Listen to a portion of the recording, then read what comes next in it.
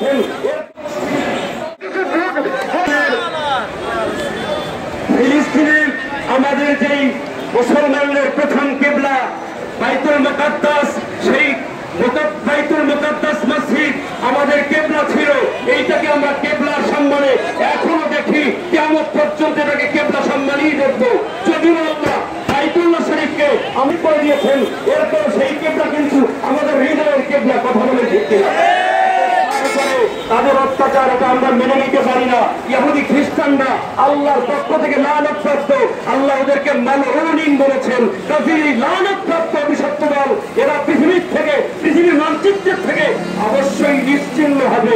Today tomorrow, আজ হোক কাল হোক, আমরা আল্লাহর কাছে সাহায্য চাই। আল্লাহ ইহুদি খ্রিস্টানদের পতন অচিরেই ঘটায়, মুসলমানদের বিজয়ের পতাকা আল্লাহ পৃথিবীর আকাশে উত্তীর্ণ করুক। বলেন আমিন। নাহমাদুহু ওয়া নুসাল্লি আলা রাসূলিহিল কারীম, আম্মা বাদ। সম্মানিত হাজিরিন, আমরা সকলে অবগত আছি, এখন আমরা এখানে কেউ বক্তব্য দেওয়ার জন্য আসিনি। আমাদের প্রত্যেকের একটাই প্রাণের দাবি, আমরা সমস্ত বিশ্বের মুসলিম এক হয়ে আমাদের প্রাণের ফিলিস্তিনের পক্ষে আমরা মাঠে ময়দানে ঝাঁপিয়ে পড়তে চাই। কি বলেন ঠিক কিনা? বিশ্বের সমস্ত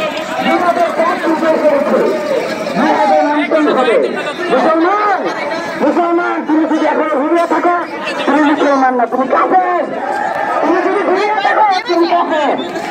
সরকারের যারা কর্মকর্তা আছেন সবাই প্রচার করুন। ইরান, ইরাক, আফগানিস্তান অলরেডি যুদ্ধে নেমে গেছে, অলরেডি জিহাদ শুরু হয়ে গেছে। আমাদের পার্শ্ববর্তী দেশ ভারতে মুসলমানরা নির্যাতিত হচ্ছে। আমরা শত শত মাইল দূর থেকে শুধু আফসোস করে যাই। আমরা শুধু আফসোস করবো কেন? আমরা ঝাঁপিয়ে পড়বো, আমাদের ভাইদের রক্ষায় আমরা ঝাঁপিয়ে পড়বো, আমাদের মুসলমানকে রক্ষায় আমরা ঝাঁপিয়ে পড়বো ইনশাআল্লাহ।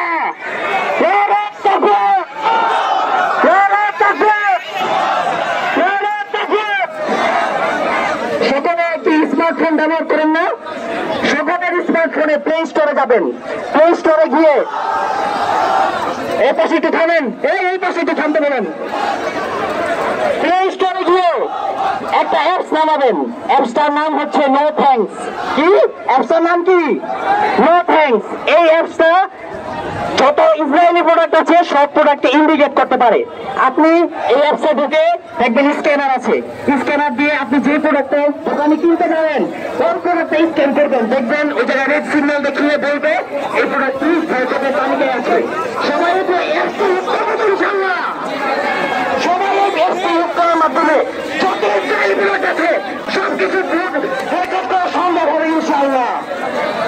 যারা বলে এত দূর থেকে অ্যাক্সেস করে বয়কট করে হ্যাশট্যাগ দিয়ে কি হবে, তাদের বলতে চাই আমরা এই ছাত্র সমাজ, এই যে 24-এর গণঅভ্যুত্থানে ছাত্র আন্দোলনের মাধ্যমে সংঘর্ষকে এই বয়কটের মাধ্যমে, এই হ্যাশট্যাগের মাধ্যমে, আন্দোলনের মাধ্যমে হাঁটানো সম্ভব হয়েছে কি হয় নাই? এইভাবে শুধু